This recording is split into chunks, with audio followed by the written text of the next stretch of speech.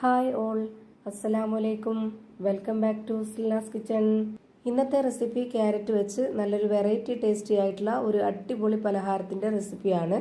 School വിട്ടു വരുന്ന കുട്ടികൾക്കും നമ്മുടെ വീട്ടിൽ വരുന്ന ഗസ്റ്റുകൾക്കൊക്കെ പെട്ടെന്ന് തയ്യാറാക്കി കൊടുക്കാൻ പറ്റുന്ന നല്ല ഈസി ആയിട്ടുള്ള ഒരു അടിപൊളി പലഹാരമാണ്.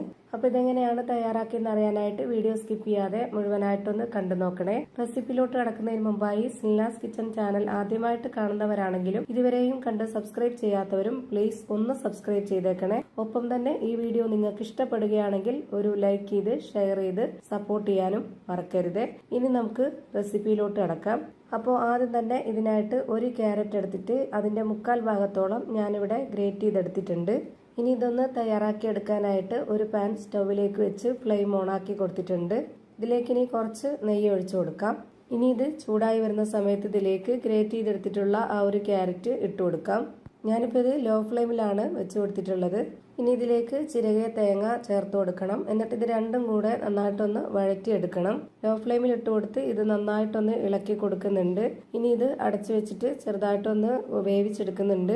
നല്ലപോലെ കുഴഞ്ഞു കിട്ടേണ്ട ആവശ്യമില്ല, ചെറുതായിട്ടൊന്ന് കടിക്കാൻ കിട്ടണം. ആ ഒരു പരുവത്തിലാണ് ഇതിനെ വേവിച്ചെടുക്കേണ്ടത്. ഞാനിപ്പോൾ ഇതിലേക്ക് ഇട്ട് കൊടുത്തിട്ടുള്ള തേങ്ങ ഒരു 1/4 മുറി തേങ്ങയാണ്. ഇനി ഇതൊന്ന് അടച്ചു വെച്ച് 2 മിനിറ്റോളം വേവിച്ചെടുക്കാം. ഇതിനി വെന്ത് വരുന്ന സമയമാകുമ്പോഴേക്ക് ഒരു കാര്യം കൂടി ചെയ്യാനുണ്ട്. അപ്പോൾ അതിനായിട്ട് ഒരു പാത്രം എടുത്തിട്ട് അതിലേക്ക് ഞാനിവിടെ 4 കോഴിമുട്ടയാണ് പൊട്ടിച്ചൊഴിച്ചു കൊടുക്കുന്നത്. ഈ ഒരു ക്യാരറ്റിന് വേണ്ടിയാണ് ഞാൻ ബാക്കിയുള്ള എല്ലാ ഇൻഗ്രീഡിയൻസിന്റെ അളവും പറയുന്നത്. ഇനി എത്രയാണോ ക്യാരറ്റ് എടുക്കുന്നത് നിങ്ങൾക്ക് പലഹാരം വേണ്ടത് അതിനനുസരിച്ച് കൂട്ടിയും കുറച്ചൊക്കെ കണക്കാക്കി എടുക്കാവുന്നതാണ്. ഞാനിപ്പോൾ ഈ ഒരു മുട്ട നന്നായിട്ട് ബീറ്റ് ചെയ്തെടുക്കുന്നുണ്ട്.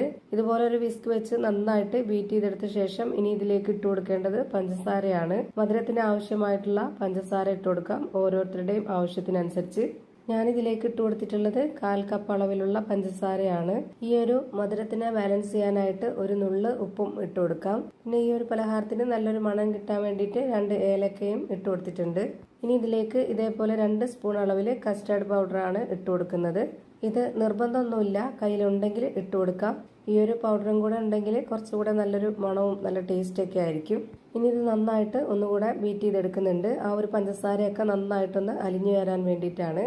ഇതുപോലെ നന്നായിട്ട് ബീറ്റ് ചെയ്തതിന് ശേഷം ഇതിവിടെ മാറ്റി വെച്ചേക്കാം. ഇനി നമ്മൾ 2 മിനിറ്റ് നേരത്തേക്ക് വേവാനായിട്ട് വെച്ചിരുന്ന ആ ഒരു ക്യാരറ്റ് വെന്തോന്ന് നോക്കാം. ഇപ്പോൾ ഇതാ ലോ ഫ്ലെയിമിൽ ഇട്ട് കൊടുത്തിട്ടാണ് ഞാൻ ഇതുപോലെ വേവിച്ചെടുത്തിട്ടുള്ളത്. പകുതി വേവാണ് വെന്തിട്ടുള്ളൂ. ഇത്രയും മതി. ഇനി ഇതിന്റെ ഫ്ലെയിം ഓഫ് ചെയ്യാം. നമുക്കിത് കടിക്കാനായിട്ട് കിട്ടണം. അതുമാത്രമല്ല നമുക്കിനി ഒന്നുകൂടി ഇത് വേവിച്ചെടുക്കാനുണ്ട്. ഞാനിപ്പോൾ ഇതിന്റെ ഫ്ലെയിം ഓഫ് ചെയ്ത് കൊടുത്തിട്ടുണ്ട്. ഇനി ഇതൊന്ന് ചൂടാറണം. ചൂടാറിയതിനു ശേഷം ഞാൻ ഇതുപോലൊരു ബൗളിലേക്ക് കുറച്ചെടുത്ത് മാറ്റുന്നുണ്ട്. എന്നിട്ടിനി നേരത്തെ റെഡിയാക്കി വെച്ചിട്ടുള്ള ആ ഒരു മുട്ടയിലേക്ക് നമ്മൾ ഈ ചൂടാറിയിട്ടുള്ള ക്യാരറ്റും തേങ്ങയും ഇട്ട് കൊടുക്കാവുന്നതാണ്. ചൂടാറിയതിനു ശേഷം മാത്രമേ ഇട്ട് കൊടുക്കാവുള്ളൂ, ചൂടോടെ ഇട്ട് കൊടുക്കരുത്. അപ്പോൾ ഇതിന്റെ പരുവം തെറ്റിപ്പോവും. ഞാനിത് മുഴുവനായിട്ടും ഇതിലേക്ക് ഇട്ട് കൊടുത്തിട്ട് ഇതുപോലെ ഒരു സ്പാച്ച് വെച്ചിട്ട് നന്നായിട്ടൊന്ന് ഇളക്കി യോജിപ്പിച്ച് കൊടുക്കുന്നുണ്ട്. ഇത്രയും മതി. ഇനി ഇത് വേവിച്ചെടുക്കാനായിട്ട് സ്റ്റവിലേക്ക് ഒരു പാൻ വെച്ച് കൊടുത്തിട്ടുണ്ട്. ഞാനിതിന്റെ ഫ്ലെയിം ഓൺ ആക്കി കൊടുത്തിട്ടില്ല, ഇപ്പോൾ തന്നെ ഫ്ലെയിം ഓൺ ആക്കി കൊടുക്കണ്ട. ഇതിലേക്ക് ഇനി കുറച്ച് നെയ്യൊന്ന് സ്പ്രെഡാക്കി കൊടുക്കാം. ഇതിന്റെ എല്ലാ ഭാഗത്തും നന്നായിട്ട് സ്പ്രെഡാക്കി കൊടുക്കണം, അല്ലാന്നുണ്ടെങ്കിൽ ഇളകാൻ ബുദ്ധിമുട്ടായിരിക്കും. ഇത്രയും മതി. ഇനി നമുക്ക് ഇതിലേക്ക് റെഡിയാക്കി വെച്ചിട്ടുള്ള ആ ഒരു മിക്സ് മുഴുവനായിട്ടും ഒഴിച്ചു കൊടുക്കാം. ഇത് വെന്ത് കിട്ടാനായിട്ട് ഒരുപാട് സമയമൊന്നും വേണ്ട, വളരെ പെട്ടെന്ന് തന്നെ വെന്ത് കിട്ടുന്നതാണ്. കേക്കിന്റെ മൗൾഡിൽ ഒഴിച്ച് ബേക്ക് ചെയ്തെടുക്കണം എന്നുള്ളവർക്ക് അങ്ങനെയും ചെയ്തിട്ടെടുക്കാം. എങ്ങനെ വേവിച്ചെടുത്താലും നല്ല ടേസ്റ്റി ആയിട്ടുള്ള ഒരു പലഹാരമാണ്. ഇനി ഇതിന് മുകളിലേക്കായിട്ട് നേരത്തെ മാറ്റി വെച്ചിട്ടുള്ള ആ ഒരു ക്യാരറ്റിന്റെയും തേങ്ങയുടെയും മിക്സ് ഇട്ട് കൊടുക്കുന്നുണ്ട്.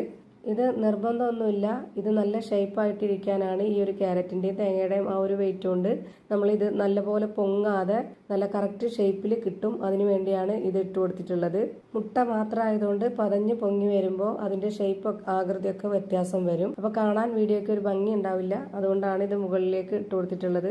ഇനി ഇതിന്റെ ഫ്ലെയിം ഓൺ ആക്കി കൊടുക്കാം. ലോ ഫ്ലെയിമിൽ ഇട്ട് കൊടുത്തതിന് ശേഷം ഒരു 15 മിനിറ്റ് നേരത്തേക്ക് വേവിച്ചെടുക്കാം. നല്ല കറക്റ്റ് ഷേപ്പിലാണ് വെന്ത് കിട്ടിയിട്ടുള്ളത്, അതിനു വേണ്ടിയാണ് അങ്ങനെ ചെയ്തു കൊടുത്തിട്ടുള്ളത്. പിന്നെ നമുക്ക് ഇതിന്റെ മുകളിലേക്ക് അണ്ടിപ്പരിപ്പോ മുന്തിരിയോ അങ്ങനെ എന്തെങ്കിലുമൊക്കെ ഇട്ട് കൊടുക്കണമെന്നുണ്ടെങ്കിൽ നെയ്യിൽ താളിച്ചിട്ട് അതും ഇട്ട് കൊടുത്ത് വേവിച്ചെടുക്കാവുന്നതാണ്. അപ്പോൾ എങ്ങനെ ചെയ്തെടുത്താലും നല്ല ടേസ്റ്റി ആയിട്ടുള്ള ഒരു അടിപൊളി പലഹാരമാണ്. ഇതേപോലെ ചെയ്ത് നോക്കിയിട്ടില്ലാത്തവർ ഒരു തവണ ഇതേപോലെ ഒന്ന് ട്രൈ ചെയ്ത് നോക്കുക. എന്തായാലും നിങ്ങൾക്ക് എല്ലാവർക്കും ഇഷ്ടാവും. നല്ല ടേസ്റ്റി ആയിട്ടുള്ള ഒരു പലഹാരമാണ്. ഇനി ഓരോരുത്തർക്കും ഇഷ്ടമുള്ള ഷേപ്പിൽ കട്ട് ചെയ്തെടുത്ത് കഴിക്കാവുന്നതാണ്. അപ്പോൾ ഇത്രയേ ഉള്ളൂ ഇന്നത്തെ വീഡിയോ. വീഡിയോ ഇഷ്ടമായാൽ ലൈക്ക് ചെയ്യാനും കമന്റ് ചെയ്യാനും ഷെയർ ചെയ്യാനും മറക്കരുത്. പുതിയൊരു വീഡിയോയുമായി വീണ്ടും വരും. Thank you for watching.